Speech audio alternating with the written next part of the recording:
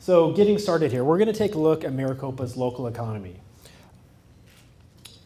Brief overview on where we are. Like Vice Mayor said, we incorporated in 2003. We're not even 10 years old and Maricopa has made significant gains. During that time, we were the fastest growing community in the country.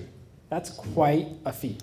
Demographics, highly skilled workforce, 49% have a bachelor's degree or higher, 89% have some college, and we have a relatively high level of income. These are positive demographic trends for Maricopa. This is the high level. Now I'm going to break it down and get into some more detailed Maricopa-specific information as it relates to jobs and sales tax collection. So Maricopa's business community is comprised of 1,401, yes, and one, businesses. And when you take a look at the average business size, it's small. 91% of our businesses have less than 4 employees. That's not very unique, but the next slide will demonstrate more. 60% of those businesses work out of their home.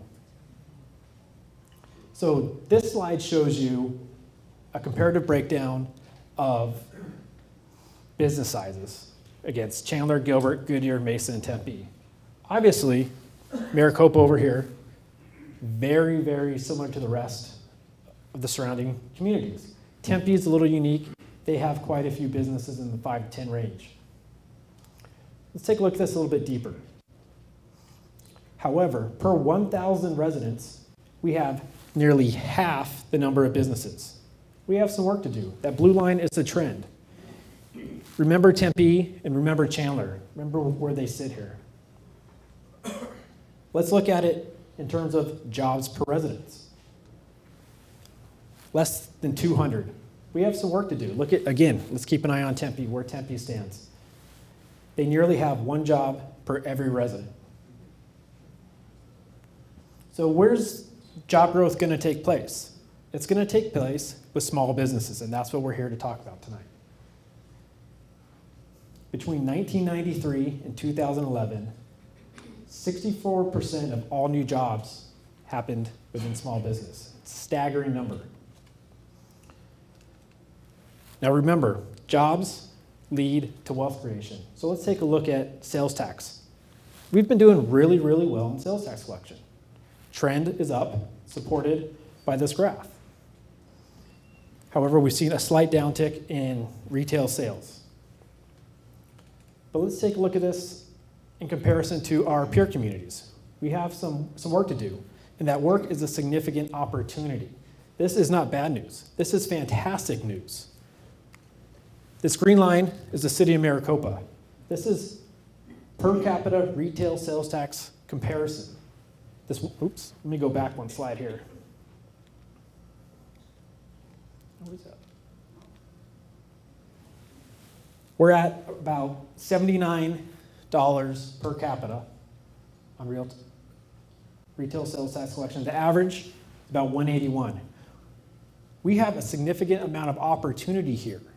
This is a huge opportunity for private investment, private developers, private retailers to come in here and begin capturing some of these sales tax dollars. I'll show you why. First, let's take a look at this one. This is jobs in the red compared to the blue. The blue is sales tax, jobs are red. You see a very tight correlation between jobs per capita and sales tax per capita. Jobs drive sales tax revenue. However, we have a significant amount of leakage within our community. Like the previous sites, we are slightly underrepresented in where we should be. Automotive, we're missing out on about $58 million a year in automotive sales. This is a huge opportunity for new auto dealerships to come in. Everything from getting your windshield wipers changed to car washes, huge opportunity. Let's take a look at this a little bit further. Per capita, we have about $4,000 in leakage. Huge opportunity for not only the city and again, private developers. Tempe, they are punching way above their weight. Average would be 0. They gain an additional $8,000 per resident. People are coming into their community during the day, and spending money on lunches. I call that the sandwich tax. People come in, they buy random things. Creates quite a bit of wealth for our community. So what we need to do here is plug the sales tax leakage. And we're encouraging that through shopping local.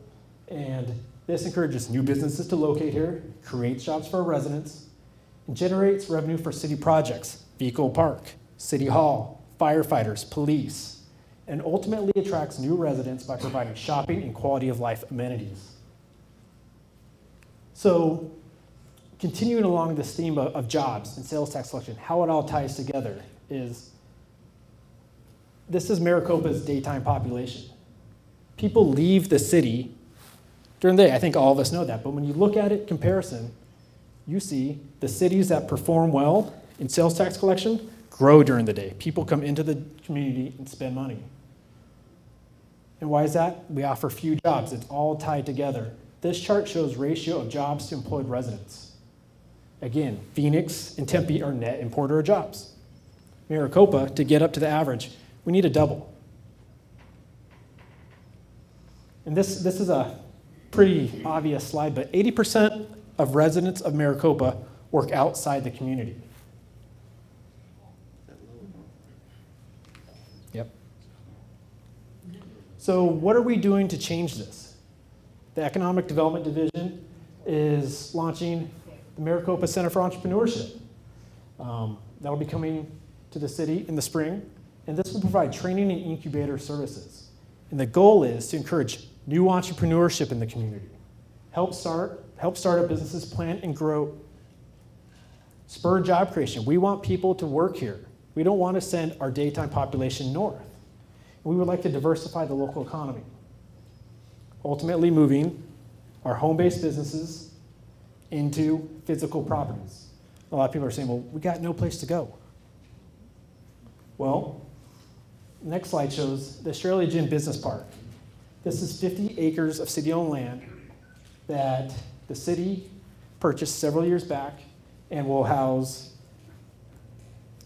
fire station, public works yard, but there's going to be a remainder of land that's going to be used for economic development. The city is going to be partnering with a public developer, to put in an industrial and office park so the businesses that start in Maricopa can grow in Maricopa and move into new facilities. And this allows, like I just said, expanding businesses to remain here. It'll help facilitate the relocation of businesses here. Almost 90% of the business leads we work with want existing building product. Businesses do not want to go through the time to develop their own product. They want to be able to walk into a building, turn the key, flip on the lights, you have their machines running. Ultimately, this will provide employment goals for local residents, continuing to add wealth within the community. So this is the cycle we're working for. Businesses create jobs. Jobs create retail sales tax in the community, helps grow the population. So I want to leave you with this slide. Businesses equals jobs equals retail. That's where our money comes from within this community. And with that, I'm going to thank you all for coming.